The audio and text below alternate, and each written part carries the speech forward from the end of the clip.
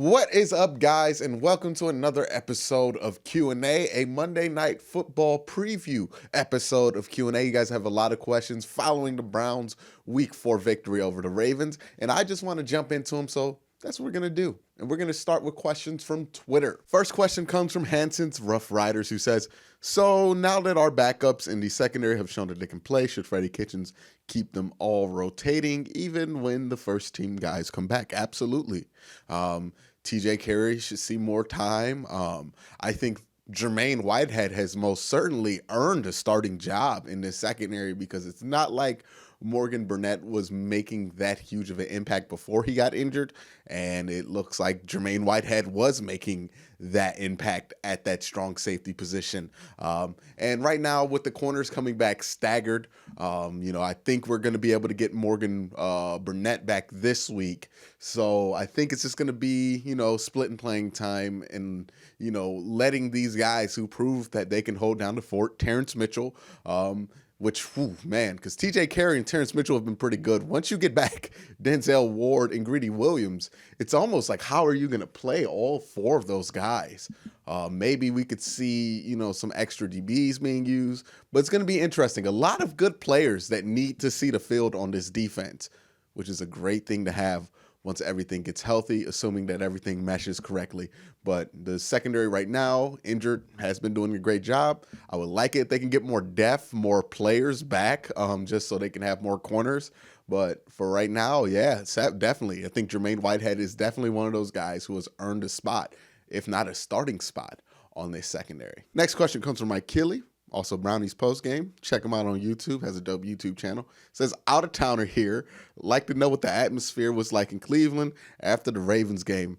It felt good in Cleveland after the Ravens game. The weather was great.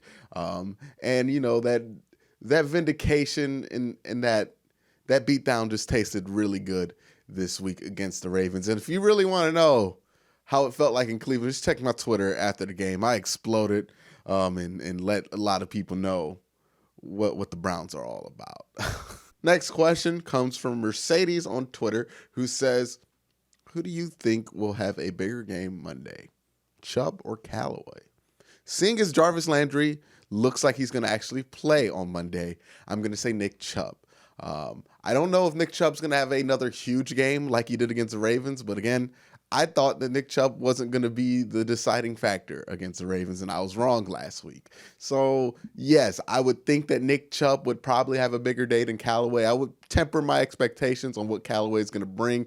Still coming off a 4-week suspension. Still hasn't practiced with the team in 4 weeks. Still probably needs to get back in shape. If we remember anything from last year, Callaway takes a little time to get back in shape. So I would temper my expectations on Callaway, but I would expect a good amount from Chubb this week. Next question comes from Justin Tweedy, who says, do you think we will struggle to mesh again with guys like Callaway and Kareem Hunt coming in, as well as Denzel Ward, Greedy Williams? Also, you got to remember David Njoku is going to come back off IR, hopefully.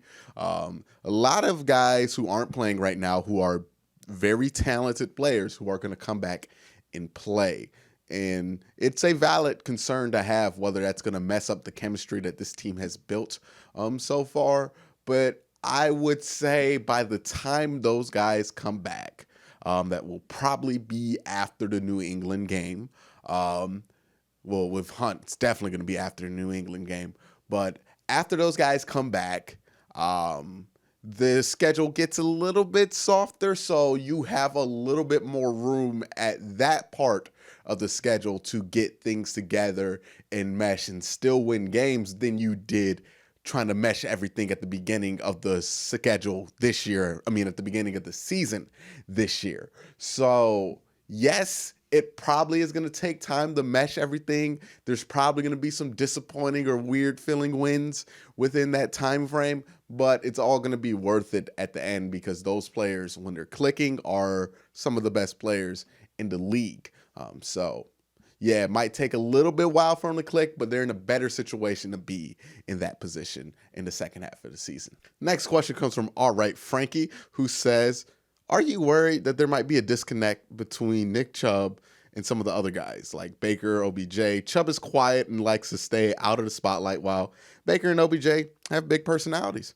Hey, I mean, look, just because you're one way doesn't mean that you don't like people who are the other way. There are people in relationships who are kind of different in that way. And I don't think it's something that gets in the way of the other. If you look at Baker Mayfield and Nick Chubb's relationship, they are very good friends. You know, it's not talked about as much, but, you know, Baker Mayfield's the first guy to pat Nick Chubb on the back. He's the first guy to run all the way down the field to celebrate a touchdown with Nick Chubb. He's the first guy to tweet out Nick Chubb and tell everybody how great Nick Chubb is.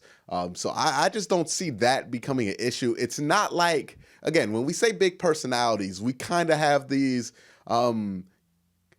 ideals that we associate with a big personality, right? And we think of guys like Terrell Owens, Antonio Brown, disruptive personalities, but that's not the same thing as big personality. And when it comes to OBJ, sure, he likes attention. Sure, he likes the spotlight, but he's not a selfish guy. Jarvis Landry likes attention, very fiery, very feisty, demonstrative dude, very unlike Nick Chubb, but not a selfish guy. Baker Mayfield likes to have fun, likes to get a little bit of attention, likes to get riled up, likes to get in your face. Not a selfish guy. And those are all traits that could work together with a dude like Nick Chubb. So I don't think there's really a concern there. If anything, I think a guy like Nick Chubb really balances this team out because he is just so calm and so neutral all the time. Next question is from YouTube, and this question is from the Catzer, who says, which head coaches are on the hot seat right now? I would say Cliff Kingsbury, hot seat. Vic Fangio, hot seat. I know these are first-year guys, but their teams are awful. I would say the guy I think is on the biggest hot seat right now because I think their season can go one or two ways, and if it goes well, he's going to get an extension, but if it doesn't, he's not. There's Doug Marrone, and then there's also Jason Garrett, who looks like Jerry Jones is going to let that contract run out, but the Cowboys actually win a playoff game this year, I could see him keeping his job. But right now it's a little early to tell who's on the hot seat. But there are some guys to watch out there. And I think Cliff Kingsbury is going to be one that might surprise everybody if they can't win a game here soon. The next question comes from David Miner, who says, could you partner up with other teams' guys more often? It's definitely something I'm interested in doing. And if you know YouTubers from other teams, please feel free to leave their name in the comment section so I can discover these guys, find these guys out, reach out and see what can happen as far as a collaboration goes. I'm always down to hear perspectives from guys who love other teams. And I'm always down to, crisscross and do anything that will be entertaining to you guys. Next question comes from the Vault Dweller, who says, do you think we can go undefeated in this division? This is a hot question because the Browns won what most would consider the hardest division game. Now, normally that would be at Pittsburgh, but no Big Ben.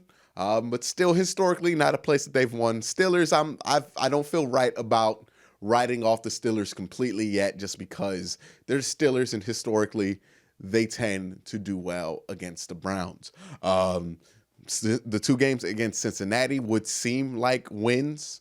And then the game with Baltimore at home, it's going to be a tough game, but you have home field advantage, which could be helpful and could be the favorite. So I will say this. Since the Browns won that game at M&T Bank Stadium, they might go into every division game for the rest of the season as the favorite. I don't know if it's fair to expect them to go undefeated in their division. That would be wild, but they definitely have a chance to. The next question comes from Datch Sun, who says, are the Niners overrated, and do we have a chance to beat them? Are the Niners overrated? I don't think the Niners are overrated. I think they're a good team. I think they're probably going to finish, in that 8-8 to 10-6 range of wins, but I just don't think they're as good as an undefeated team early in the season. That makes sense. So I think their schedule makes them a little bit overrated, but I think they're still a very good team, and a very good team that does cause a lot of interesting questions for this Browns defense. Now, this is something I'm going to go into in further detail in the game preview coming out tomorrow, but with the Browns, I would think the biggest concern is how do they handle the amount of play actions and misdirections that the 49ers are going to be able to give you. This question comes from Warren Ash, who says, what was Baker looking for in the previous 3 weeks that he finally saw this past week? 2 tight ends in the formation, honestly. I think Baker was looking for just protection, more protection. And I think this week they finally gave the offensive line some help with some tight ends being left in the block a lot. So I think that really was a huge factor, and it was a huge step into allowing Baker to get rhythm. Also, I think the one thing that Baker was looking for that he wasn't finding the first 3 weeks is fun. He wasn't having fun with it. Like, if you watch those games the first 3 weeks, what made it really concerning was the fact that there was like this lack of fun on offense. And what we remember from the Freddie Kitchens offense from the last 8 games last year was the fun that this team was having on offense, the unpredictability of it, the play actions, the reverses, the wide receiver screen, all the interesting wrinkles that they put in there to make the offense fun, to get this offense on rhythm and to keep this thing going. And I think that's what they found. 2 tight ends and just found some fun. I'm not even going to go there. Next question comes from Donut Nizzle. Okay. Do you think Jermaine Whitehead has won himself a larger role in the defense after his performance against the Ravens? Had a great game, forced fumble, interception, and assisting on another interception. Absolutely. Yes, Jermaine Whitehead has earned, I believe, a starting role on this defense. If he was filling the Morgan Burnett role, that role should be his for the rest of the season, because Morgan Burnett ain't played that well.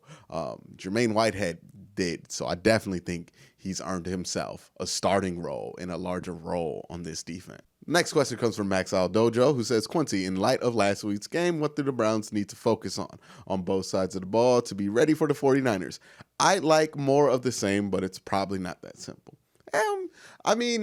I think if you're the Browns, the main thing is defensively stopping the run and not being too aggressive that you overshoot your gaps or get fooled by play action. So it's kind of similar to what they did last week.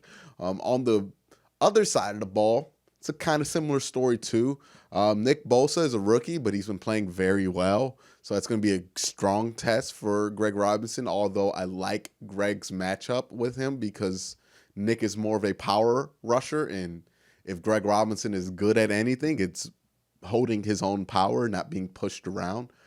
So it's a good matchup for Greg. But, the interior of the line, I think is going to be fine. And it's just going to be a question of, can this offensive line repeat what they did last week? Can they keep Baker clean? Can they only allow 1 sack again? Can they allow Baker to have time to find his targets? Can OBJ get open? Can Jarvis get loose? Can we find our targets? I think it's going to be a similar. I think you're right. I think it's going to be a similar strategy to what they went in last week.